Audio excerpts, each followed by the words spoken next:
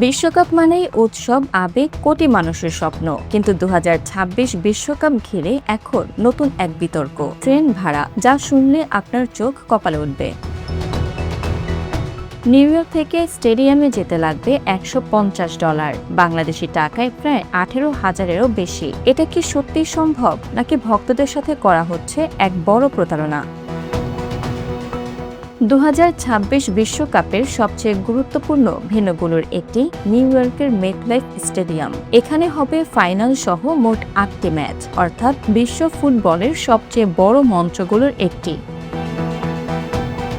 সাধারণ সময়ে new York থেকে এই স্টেডিয়ামে যাওয়া আসার ভাড়া মাত্র $12.90, কিন্তু বিশ্বকাপের সময় সেই ভাড়া বেড়ে হয়েছে $150, মানে প্রায় 10 গুণ বেশি। এই ভাড়া নির্ধারণ করেছে এনজে ট্রানজিট।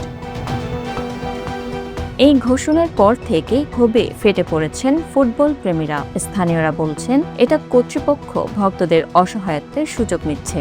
শুধু সাধারণ মানুষ নয়, রাজনীতিবিদরাও এখন সরব।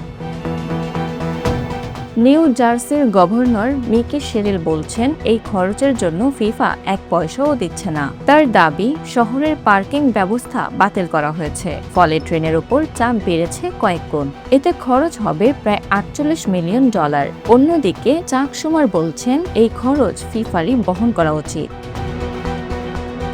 ফিফা কিন্তু এই অভিযোগ মানতে নারাজ। তাদের বক্তব্য, এভাবে হঠাৎ দাম বাড়িয়ে আমাদের উপর চাপানো এটা নজিরবিহীন। তারা মনে করিয়ে দিয়েছে, ফিফা একটি অলাভজনক সংস্থা। $11 বিলিয়ন রাজস্ব মানে লাভ নয়।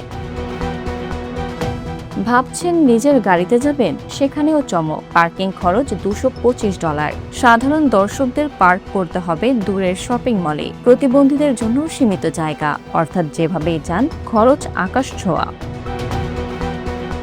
2025 সালের ফিফা বিশ্বকাপে দর্শকরা ম্যাচ টিকিট দেখিয়ে ফ্রি মেট্রো ব্যবহার করতে পেরেছিলেন, কিন্তু এবার নামমাত্র ভাড়ার প্রতিশ্রুতির বদলে হয়েছে আকাশচুম্বী খরচ।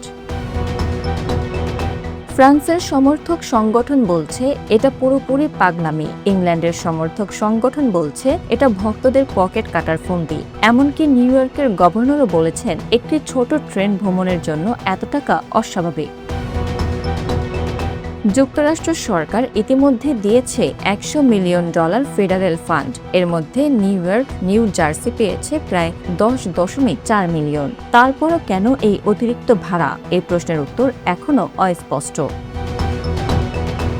Bangla affairs news desk.